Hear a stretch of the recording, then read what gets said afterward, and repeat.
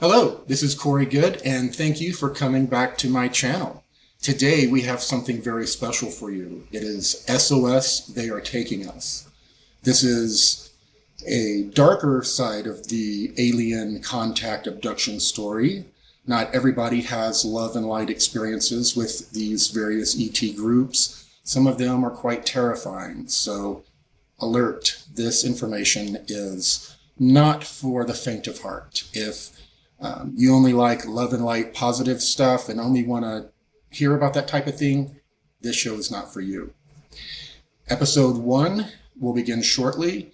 If you are curious about the Orion group, these gray aliens, I've done a couple of videos that I will put down in the description that talks about their agenda in much more detail than has ever been released, I believe.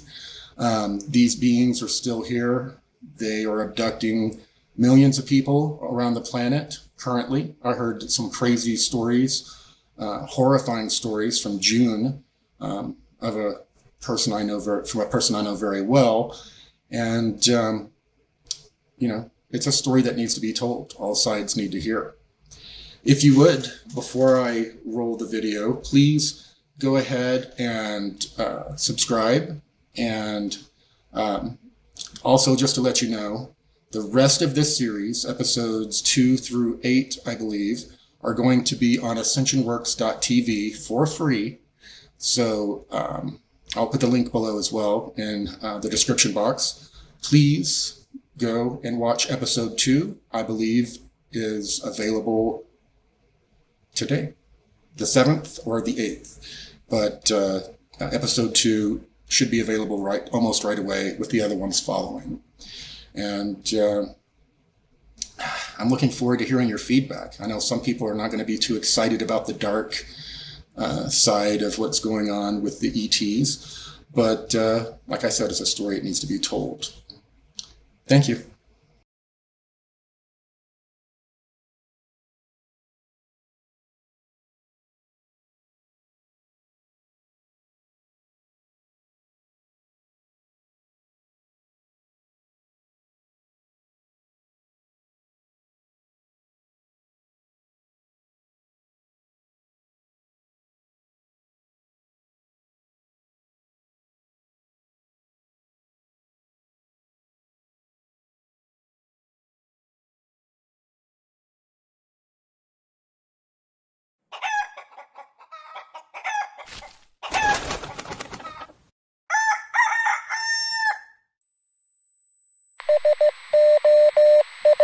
Alert! SOS! They're taking us! I hope that this is not just a cry for help, but that we can alert everyone who is going through this abduction process.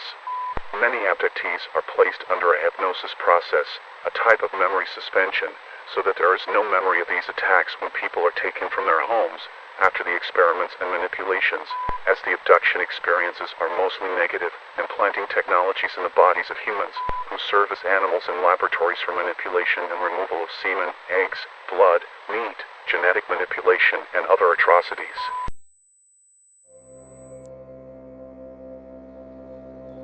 I have been a conscious projector since my childhood, and I have been contacted and abducted many times, both in the astral body and in the physical body.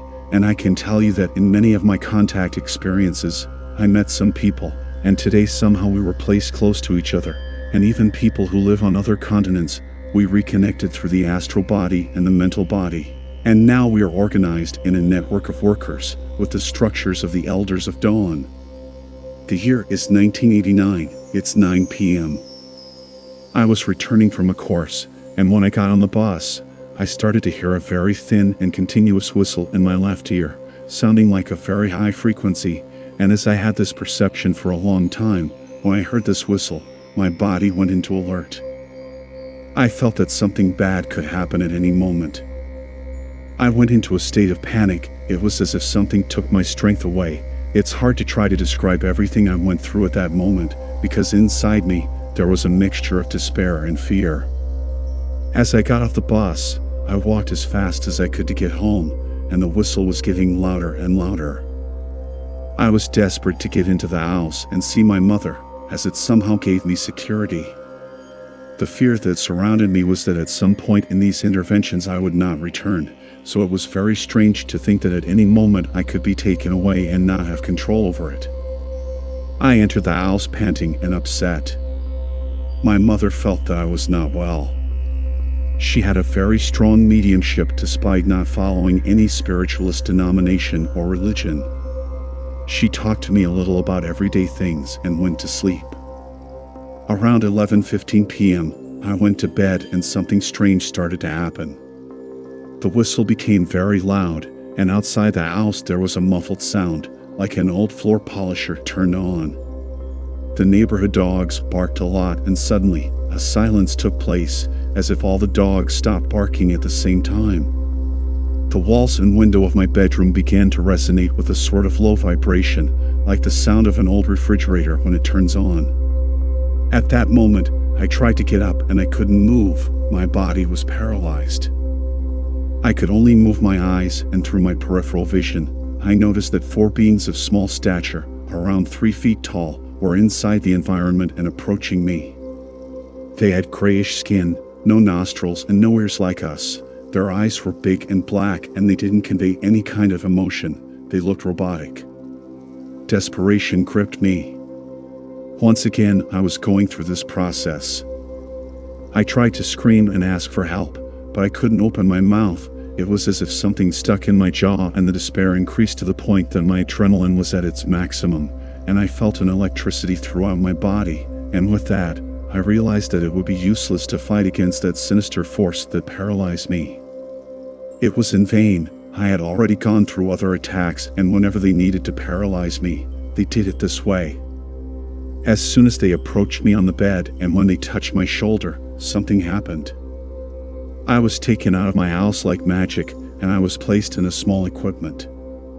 The place was freezing as if I was playing cold metal, and in a very short time, I was in an environment that looked like a round room to me. The light of the place was part of the structure, as if the walls and ceiling were emitting a kind of low light, but I could see them. I could count 8 beings, 2 of which were around 6 feet tall, and the other 6 equal to the ones that picked me up at home. They put me on a kind of stretcher. It was a cold environment, and inside this place, there was a low, repetitive sound like Morse code. On my right side, there was another stretcher, and from my peripheral vision I saw a woman with the appearance of about 20 to 25 years old, very light brown hair. She was naked, and with her legs slightly raised, and 3 of those grays, with the tallest one leading, were stirring in her belly.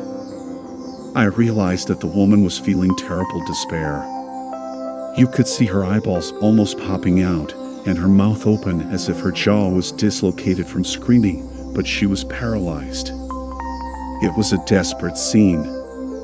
One of the tallest grays, along with the other 2 smaller ones, kept messing with the woman's uterus for a long time. There was a moment when I managed to turn my head a little, and I could observe more clearly. Her head was turned towards me, and I felt terrified just looking at what she was going through. At that moment, I asked as many saints as possible, and in everything I knew and believed, to help us and deliver us from that evil. Suddenly, one of them approached her, carrying 2 small cylindrical pieces of equipment, but there was no glass around it. It looked like a kind of almost transparent membrane, with some kind of liquid inside. One container was only with the liquid, and the other, in addition to the liquid, had a small creature. I believe it was about 3 to 4 centimeters in size, and it had a wire that connected it to the cylinder. This creature had the form of a small reptile. I can say that those cylinders looked like technological wombs or placentas, as there was like an umbilical cord that attached the creature to the receptacle. I was panicking. Oh, I didn't want to see it. I tried to scream, to open my mouth, but I couldn't. It looked like that woman was asking me for help. She was able to speak into my mind, like a telepathic process, asking for my help, so they wouldn't take her baby away. The most astounding thing was that I started to recognize and remember that woman. We had already been through an experiment together. It was at this moment that a bunch of images started to flash on my mental screen, in which we had gone through other abductions in this same room about 3 months ago. Everything started to make sense to me at that moment, and I felt more and more desperate and sad, because there was something sinister about everything that was happening at that moment. The Krays had already experimented with us together. What I remembered was that one day I had an experience that I, somehow, believed to be a kind of lucid dream, where I was taken to a room just like this one, and at a given moment, a woman walked in, and in a short time, we started to kissing and caressing us. It was as if something very strong physically attracted us without control until the sexual act was consummated. There was no verbal communication, an animalistic force took over us, and I remember thinking that something was wrong, but our hormones were kicking in, and it was almost impossible to control the situation. During the sexual act, I had the distinct impression that something was watching us, but my hormones seemed to control me. Our minds were being directed to the act, and the desire was stronger and wouldn't let us stop. We gave ourselves to each other over there, without even knowing each other, or even exchanging a word. Somehow at the time, I believed that I had experienced a very lucid and erotic dream. Who never had such a dream? But in this experiment, I felt that something was in that room, watching us, but it was as if the Krays kept themselves in a kind of invisibility. Seeing that woman lying there, and being manipulated by these Kray beings, I was able to access this information, and then, the penny dropped, that it had not been a dream, it was an abduction and programmed manipulation. At that moment, everything in my mind was falling into place with the memories, and everything was making sense. We were used, and they used my sperm and her eggs for some experiment. My mind was in a whirlwind of ideas and thoughts, and I was already looking at that woman with different eyes.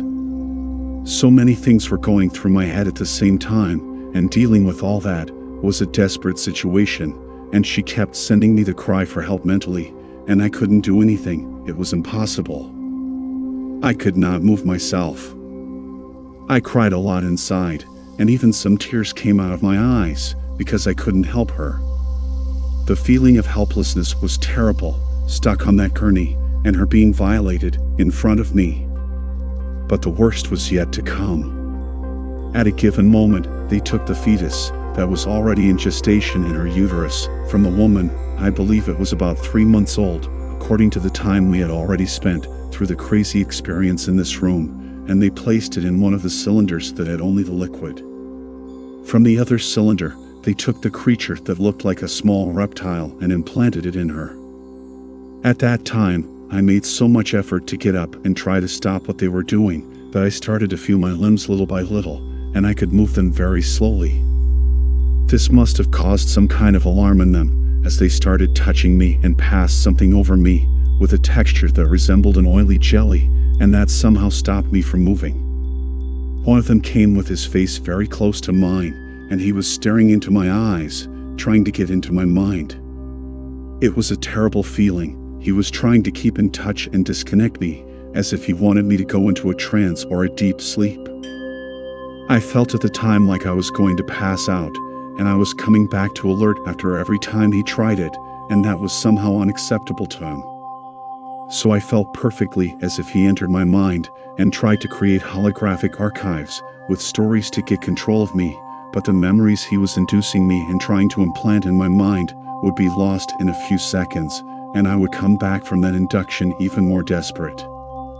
So, he started looking for some of my memories, for something in my history, with some kind of experience that had caused me panic or fear, because with that information, he would exacerbate all that pain or fear, to the point of controlling my mind. It was terrible. I got lost in my references at times, and I couldn't understand where I was or what was happening. He used my saddest and most painful memories of my entire life to manipulate me, because using that panic, he somehow dominated me. The more he invested in my memories, the face of that woman, and the cry for help that echoed very strongly in my head, also came to my mind. I felt that they didn't have any kind of respect for the two of us. They were cold and determined. The feeling that came to me was that there was no way out. There was no point in trying to fight that mental control anymore. I felt violated and that something very sinister was about to happen. To be continued.